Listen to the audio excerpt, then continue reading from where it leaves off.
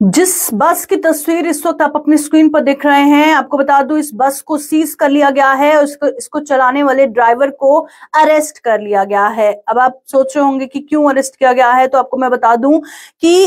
एक नाका लगा हुआ था त्रिशूल मोड़ रामबन में, जहां पर ट्रैफिक पुलिस हर गाड़ी की चेकिंग कर रही थी और जब एक स्लीपर कोच उन्होंने देखा तो उसे रोका गया और उसके डॉक्यूमेंट्स चेक किए गए। डॉक्यूमेंट्स में देखा गया कि इसकी रजिस्ट्रेशन एज बस वहां पर हुई है और साथ ही जो व्हीकल का ओनर है उसने इसे मॉडिफाई करवाया है और 47 पैसेंजर्स उसमें उसने बिठाए हैं, जबकि उसकी सीटिंग कैपेसिटी 35 पैसेंजर्स की है। 35 पैसेंजर्स में बैठ सकते हैं, उसने 47 बिठाए हुए हैं और इसके चलते केस दर्ज हुआ, एफआईआर लॉन्च हुई और पुलिस स्टेशन रामबन ने इस की टीम ने जिस तरह से इस व्हीकल को सीज कर लिया और ड्राइवर का नाम सुरेंद्र कुमार बताया जा रहा है, जिसे हिरासत में ले लिया गया है। और एसएसपी ट्रैफिक ने ये कन्वे किया है सभी को कि जो भी वॉयलेटर्स होंगे, एक तो उनको हैवी चालान किया जाएगा और साथ ही साथ जो रजिस्ट्रेशन सर्टिफिकेट है उसे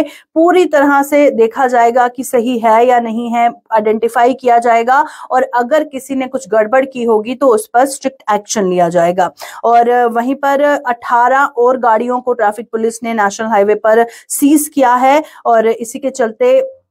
जिस तरह से आप देखिए ड्राइवर ने पहले इसको मॉडिफाई कराया, 35 सीटिंग कैपेसिटी थी, 47 पैसेंजर बिठाए हुए थे और यही कारण है कहीं ना कहीं एक्सीडेंट होने का।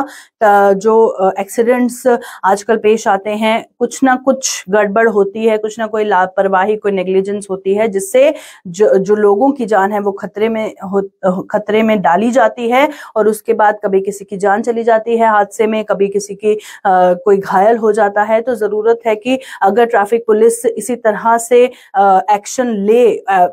जो चप्पे चप्पे पर आइडेंटिफाई करे कि कहां पर